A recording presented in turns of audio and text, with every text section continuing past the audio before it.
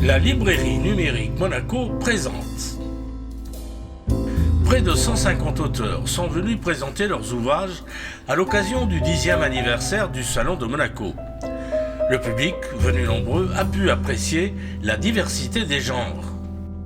Comme pour la précédente édition, ce salon s'est déroulé sous le tunnel Riva, quai Antoine Ier, avec la complicité du Monaco Beach Service. Comme tous les ans, ce salon est placé sous le haut patronage du prince Albert II. De grands auteurs étaient présents et ont participé à de nombreuses tables rondes, parmi eux Georges de Rivas. J'ai écrit 7 œuvres seulement 7 œuvres de poésie, Oui. Et notamment un essai de poésie qui est intitulé La poésie au péril de l'oubli, publié chez l'Harmattan. Et le reste sont des œuvres poétiques.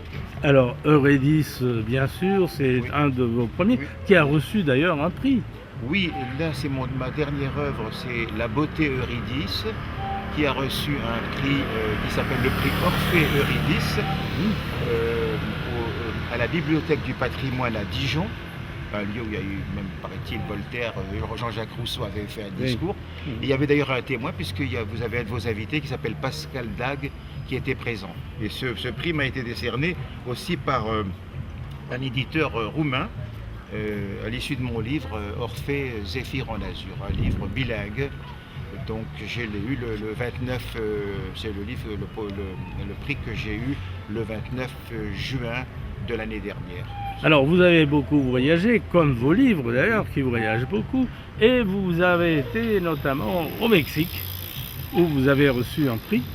Oui, alors c'était en 2017, j'ai eu le prix El Caracol de Plata, l'escargot d'argent, qui est la plus haute distinction du festival Letras en la Mar à Puerto Vallarta, près de Guadalajara, voilà.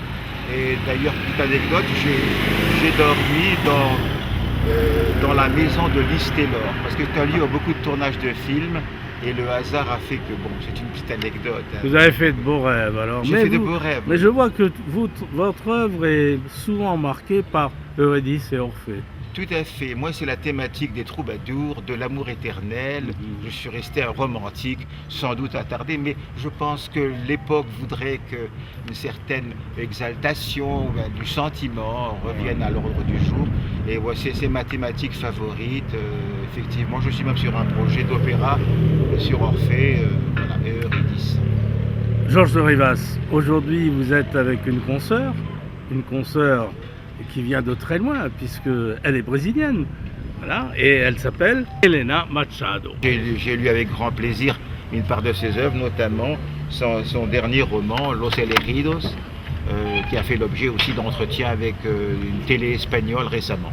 Alors ça parle de quoi? C'est l'histoire d'une bande de jeunes qui découvrent un autre monde, enfin qui essayent de découvrir un autre monde, peut-être pour sauver un petit peu notre planète, non? C'est ça? Oui, c'est tout à fait ça. Donc c'est l'histoire de 7 jeunes Brésiliens qui sont dans une colonie de vacances et ils vont entrer en contact avec un extraterrestre qui va leur proposer une mission, c'est de sauver la planète bleue parce qu'il y a une deuxième race d'extraterrestres qui veulent prendre possession de notre planète. Voilà, et ensuite c'est à eux de décider s'ils acceptent ou pas la mission. Il s'agit d'une trilogie, donc je voudrais dire que ce livre, il a gagné un prix en Suisse, meilleur roman, et il vient d'être publié à Barcelone par la maison d'édition Terra Ignota. Et je voudrais ajouter que je suis très contente, très heureuse d'être ici à Monaco pour le présenter et fêter avec eux les 10 ans du Salon du Livre, puisque je suis depuis ses débuts. Votre livre est en langue espagnole, évidemment, mais est-ce qu'il y a une traduction française qui est prévue? Alors, au tout début, il a été écrit en portugais, il a été publié là-bas au Brésil. Ensuite, traduit en espagnol du Pérou, je l'ai présenté à la foire du livre de Lima. La traduction en français, elle est prête. Nous sommes en train de faire les dernières corrections et je pense que ça sera publié pour le 11e Salon du Livre de Monaco. Los elegidos, ça veut dire quoi en français? C'est les élus. Ah, c'est les Ceux élus. qui ont été choisis par le crâne de cristal. Elena, on s'est connus tout à fait il y a 7 ans déjà. 10 ans même. 10 ans Je même, suis hein. depuis le premier. Ah ouais. Elle était, je crois, au premier salon du livre au Jardin Exotique. C'est ça, hein. Et elle est restée quand même fidèle à tous nos salons qu'on a fait. Et là, je suis heureux aussi qu'elle participe au 10e. Et ça me fait plaisir de la voir aujourd'hui dans ce salon, parce que ça fait un moment que je n'ai pas eu de contact avec elle. Et j'espère en faire une interview avec elle pour son nouveau livre que je prendrai tout à l'heure. Elena Machado, je sais que vous êtes discrète, mais tout de même, ici à Monaco, vous avez reçu un prix quand même. Effectivement, donc j'ai eu le plaisir de recevoir le prix de meilleur auteur étranger au Salon du Livre de Monaco et j'étais très fière. Et pour mon pays d'origine, le Brésil, et pour mon pays d'adoption, la France, et aussi pour Monaco, puisque je suis ici, je travaille depuis des années. Vous êtes à moitié monégasque maintenant. Oui, voilà, c'est un triangle, mon cœur est un triangle. Et puis donc, avec notre ami Georges de Rivas, on va certainement vous retrouver prochainement, quelque part dans le Var, à Solliès-Pont, pour un grand festival de la poésie. C'est la 5e année qu'aura lieu ce festival d'automne de poésie, art et poésie à Solliès-Pont, au château de Solliès-Pont. C'est vous qui vous en occupez? C'est moi qui l'organise depuis 2016, oui, chaque année.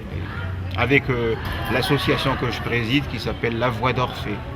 Donc c'est une petite inflexion sur Orphée, mais en fait c'est ouvert à toute forme de poésie, toutefois. Oui. Et il y aura une exposition de peinture également, comme chaque fois.